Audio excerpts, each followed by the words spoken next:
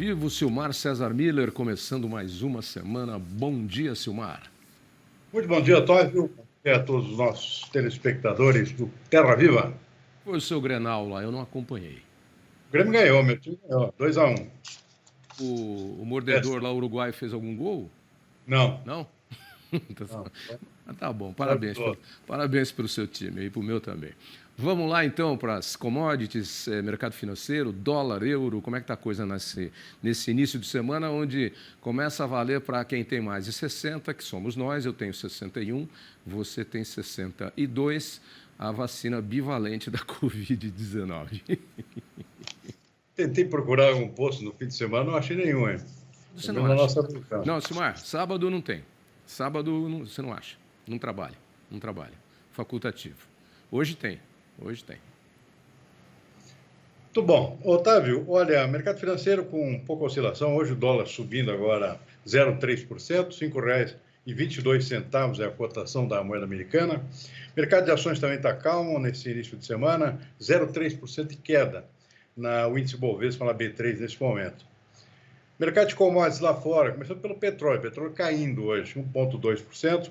Petróleo tipo Brent, que é a referência aqui para o nosso, $84,80 o barril. Uma queda, portanto, de 1,2%. Mercado de commodities agrícolas também com predominância de quedas. Soja começando agora o dia na Bolsa de Chicago com queda de 0,4%. Milho também, 0,7% a menos. Trigo também cai 1,8%. Na Bolsa de Nova York, algodão cai 0,1%. Açúcar também, que subiu muito ultimamente, com queda de 0,8%. Café na contramão está subindo um pouquinho, arábica 0,1%, suco de laranja segue firme e forte, sobe 1,9% nesse momento, está com falta de suco no mercado internacional, cacau está estável, boi gordo aqui no mercado futuro da B3 está caindo hoje, 0,7%, pelo menos o contrato de março, o contrato mais próximo, contrato futuro, queda de 0,7%, ou seja, não houve recuperação ainda por conta da suspensão, aliás, pela não ocorrência de vaca louca típica, e sim um caso atípico lá no Pará. Notícia é boa, mas por enquanto o mercado não se recuperou ainda, não vai se recuperar tão cedo. É preciso fazer com que a China libere as importações de carne bovina brasileira e os outros 4 países que também suspenderam a importação precisam também licenciar novas vendas aqui. O caso da Rússia, por exemplo, a Rússia, do Irã, da Tailândia. A Tailândia não é importante em termos de carne bovina, mas os demais países têm uma certa importância, mas principalmente a China precisa liberar as compras novas e aí a coisa volta ao normal. Por enquanto, o preço do boi segue pressionado também. Apenas para observação, né? É interessante porque esses países são praticamente grandes importadores da carne bovina brasileira e são sempre os primeiros a colocar pressão quando a gente tem esses casos. Dificilmente, por exemplo, os países árabes, cujo comércio entre Brasil e países árabes vem crescendo ano após ano, né? Já saltamos aí para 23 bilhões, de 14 foi para 17, de 17 para 23 bilhões. Eles geralmente não põem tantas restrições quando surgem esses casos, né? Pelo menos aparentemente. É um tipo de relacionamento diferente, né? Pode ser. No caso da China, existe um protocolo entre Brasil e China em que o Brasil toma a iniciativa de comunicar esses casos. Aí cabe aos chineses liberar imediatamente ou não as importações. É bom lembrar que da última vez demoraram 100 dias, né? O chinês aproveitou para dar uma cozinhada no preço aqui, conseguiu, inclusive, suspendendo por muito mais tempo do que o necessário a retomada das compras brasileiras. Agora, chama a atenção, por exemplo, que os Estados Unidos não tomou nenhuma iniciativa no sentido de suspender compras de carne bovina brasileira, nada do tipo, ou seja, uma sinalização positiva aqui de um parceiro nosso que também está crescendo em termos de compra de carne bovina brasileira. Os outros são aproveitadores, né? A Rússia tem importado pouca carne bovina brasileira, e aí chegou tarde no jogo aqui e suspendeu. Mas tem um detalhe, suspendeu somente carne oriunda do Pará, que é uma boa notícia, ou seja, o resto do Brasil não tem nenhum problema em vender para a Rússia. Em suma, cada país adota a sua estratégia. Chama a atenção esse caso da Tailândia. A Tailândia não importa quase nada aqui do Brasil, é mais um gesto político que qualquer outra coisa, né? A suspensão de compra de carne bovina brasileira. E chama atenção também que são volumes diferentes que são negociados, né? E aí são políticas diferentes. Mas, É. sei lá, é a geopolítica da economia aí, das importações e exportações correndo para um lado e para o outro. Mas, de qualquer forma, a gente sempre tem que tomar cuidado para que esses casos não aconteçam, não possam impedir. Porque os oportunistas de plantão, eles sempre vêm querer renegociar mesmo. Isso aí faz parte de qualquer negócio. Vem cá, e essa inflação aí, a nova previsão do Banco Central, o que você achou? Pois é, houve poucas alterações nesse boletim foco dessa semana. Por exemplo, por causa da inflação, praticamente toda semana havia um ajuste para cima, né? Agora o pessoal está um pouco mais confiante numa estabilização. Pelo menos nessa semana aqui, os economistas envolvidos pelo Banco Central previram aqui uma inflação em torno de 5,9%, ou seja, mesmo índice da semana passada, né? Uma estabilizada aqui. E tem alguns fundamentos nessa expectativa também, porque vários tipos de commodities, por exemplo, que tem uma influência muito forte nos níveis de inflação, estão se acomodando nos seus preços no mercado internacional. Inclusive o caso dos grãos aqui, né? Havia uma expectativa de preço muito elevado para a soja e para a milho e não está acontecendo isso. Aliás, para desgosto do produtor brasileiro, que está precisando de um preço melhor nesse momento para vender a sua safra nova. Não está acontecendo, continua o problema das chuvas nos hortigranjeiros, ainda afetando esses produtos, mas não com tanta intensidade como se chegou a prever. No caso de tomate, batata, produtos mais sensíveis a condições climáticas negativas. Tem chovido mais fortemente agora lá para cima, lá para o extremo norte, menos no centro-oeste, menos no sul, portanto isso também ajuda um pouquinho a dar uma estabilizada nos efeitos danosos do clima sobre alguns tipos de produtos, especialmente nesse caso, que é o dos hortigranjeiros também. Bom, ô Caju, separa para mim de novo o site da Band.com, que eu quero comentar uma coisa com o Silmar. Tem aqui no UOL, mas não coloca ainda não, Alan. Aqui no UOL tem uma notícia do agronegócio, está lá embaixo já, depois do esporte, mas diz que a Nestlé compra colágeno de gado criado em áreas desmatadas no Brasil. Chama atenção porque a gente sempre vê a grande imprensa divulgando, geralmente, via de regra, as más notícias do agronegócio, né?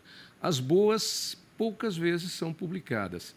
E chamou a atenção hoje no site da Band uma tarja escrito Agroband, onde nós temos 4 destaques do agronegócio. Eu acho que nada mais correto e nada melhor do que esse tipo de política. Para nós que somos desse grupo da Band, que temos mais um outro canal, que é o AgroMais, que fica em Brasília, que você também tem um programa lá, que também é um canal voltado para o agronegócio, e que também temos destaque sempre para o agronegócio, quando temos assuntos importantes e notícias positivas dentro do Jornal da Band, da TV Bandeirantes ou de outros telejornais, Band News TV e etc, etc e tal. Então, pisca aí para nós aí, Caju. Olha, que legal, achei muito bacana isso, chamou a atenção. Olha lá, uma tarja. Você não está vendo aí porque você não vê, você não tem o retorno. Mas eu vou ler para você. É uma tarja especial, Agroband, com 4 destaques. Aí tem ali biossegurança, o plantio de trigo transgênico é aprovado no Brasil. Aí tem uma xícara de café ali.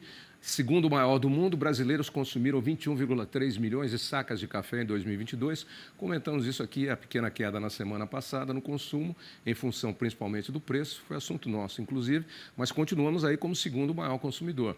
Carne bovina. O Ministério diz que diagnóstico de vaca louca no Pará é atípico, a gente já tinha comentado também, e menos poluente. Estudo, o quarto assunto aí em destaque. Estudo mostra que pecuária de leite gera baixa emissão de carbono. Olha aí, são só boas notícias, né? Isso eu acho muito legal, né? Porque o grande público geralmente não tem conhecimento das boas notícias do agronegócio. Legal isso, não? Sem dúvida. E a Band tem feito um trabalho muito bom nesse sentido também, porque estava fazendo falta, né? A Band tem canais especializados, mas normalmente a gente fala mais com o produtor, né? Com a agroindústria e tal. Então, realmente está faltando aqui uma exposição maior do agronegócio para o público urbano, né?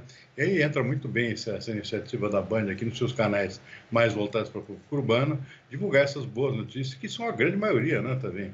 Ou seja, existem exceções, como em qualquer setor, mas a grande maioria das notícias que nós devemos destacar sobre o agronegócio brasileiro são altamente positivas, né? O Brasil se transformando, ela já é, né, um dos maiores fornecedores, produtores e fornecedores de alimentos para o mundo inteiro. Isso é extremamente positivo e atuando em praticamente tudo que é tipo de produto, né? É impressionante se cada vez cresce mais a participação positiva do Brasil, em crescimento, inclusive, em setores, inclusive, que o Brasil era fraco antigamente. Frutas, por exemplo, tem um crescimento muito bom. O próprio trigo, né? O Brasil sempre foi conhecido como importador de trigo, agora está virando até exportador. A produção crescendo bastante, com trigo de excelente qualidade e abrindo novos mercados. Então, é isso que precisa ser destacado e mais conhecido pelo público urbano, né, também. Verdade. E deve ter gente aí que nos assiste que já deve estar falando, tá lambendo a cria, né? Tô mesmo, lógico que eu tô lambendo a cria. Nós somos o único grupo grande, gigante de comunicação a fazer esse tipo de trabalho positivo para o agronegócio. Não que outros não façam, mas na proporção que o grupo da Band faz, eu não conheço dentro do Brasil nenhum outro. Aliás, eu acho que nem no mundo.